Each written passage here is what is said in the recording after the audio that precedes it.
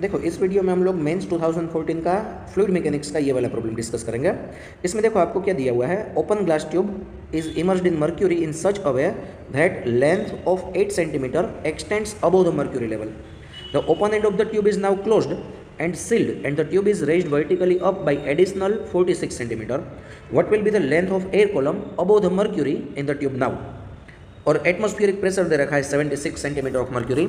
ठीक है, तो देखो फर्स्ट ऑफ ऑल है ना, हम लोग इसकी फिगर समझ लेते हैं।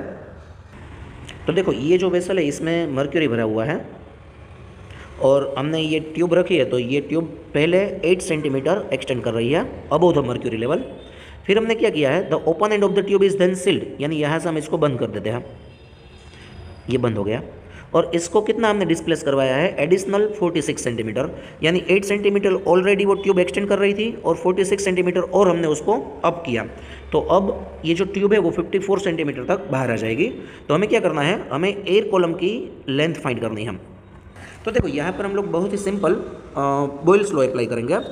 देखो पहले क्या था, ये जो पार्ट है इसमें एयर भरी हुई थी और प्रेशर कितना था, एटमॉस्फेरिक प्रेशर 1 एटमॉस्फेयर, यानी हम लोग यहाँ पर लिख देते हैं इनिशियल प्रेशर वॉज 1 एटमॉस्फेयर, यानी एटमॉस्फेरिक प्रेशर जो 76 सेंटीमीटर ऑफ मर्क्यूरी के बराबर था।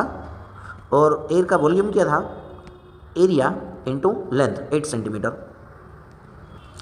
अब देखो ये सेकेंड फिगर में मान लो कि मर्क्यूरी यहाँ तक राइज हुआ, ऐसा हम लोग मान लेते हैं। कितना राइज हुआ मर्क्यूरी, x जितना, और ये है वो एयर कॉलम की न्यू लेंथ है। ठीक है, तो ये जो न्यू लेंथ है वो 54 माइनस एक्स के बराबर होगी, एयर कॉलम की न्यू लेंथ। हमें ये वैल्यू फाइंड करनी है। ठीक है, अब मान लेते हैं अब इसके अंदर का प्रेशर है वो P2 हो गया, एयर का प्रेशर। तो देखो दोस्तों ये दोनों पॉइंट जो है ना वो सेम लेवल पर है। पहले यहाँ पर एटमॉस्फेरिक प्रेशर था, अब भी यहाँ पर एटमॉस्फेरिक प्रेशर ही होना चाहिए।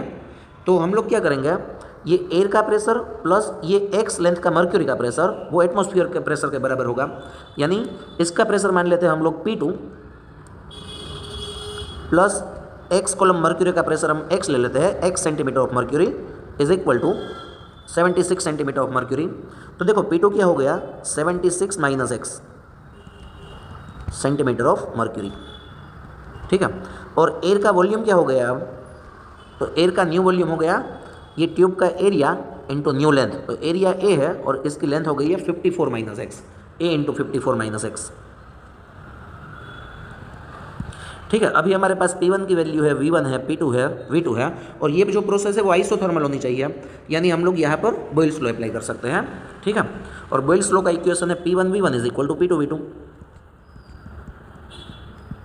वैल्यूज रख देते हैं।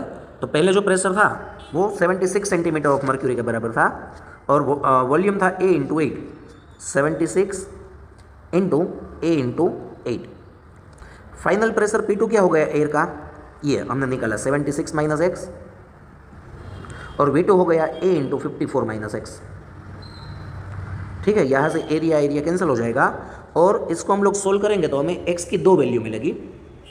एक वैल्यू मिलेगी 92 सेंटीमीटर और दूसरी वैल्यू मिलेगी हमें x की 38 सेंटीमीटर। बट देखो यहाँ पर है ना, आप लोग फिगर देख सकते हो, तो x की जो वैल्यू है ना वो 54 से कम होनी चाहिए। ठीक है, क्योंकि ट्यूब का जो आउटसाइड वाला पोर्शन है उसकी लेंथ 54 सेंटीमीटर है, यानी x की ये वाली वैल्यू 92 सेंटीमीटर पॉसिबल नहीं है। ठीक है, तो x की वैल्यू होगी 38 सेंटीमीटर। बट हमें तो एयर कॉलम की लेंथ चाहिए, तो एयर कॉलम की लेंथ क्या होगी, 54 माइनस एक्स, यानी लेंथ ऑफ एयर कॉलम वो होगी 54 माइनस एक्स, यानी 54 माइनस 38, यानी इसका आंसर आएगा 16 सेंटीमीटर। ओके।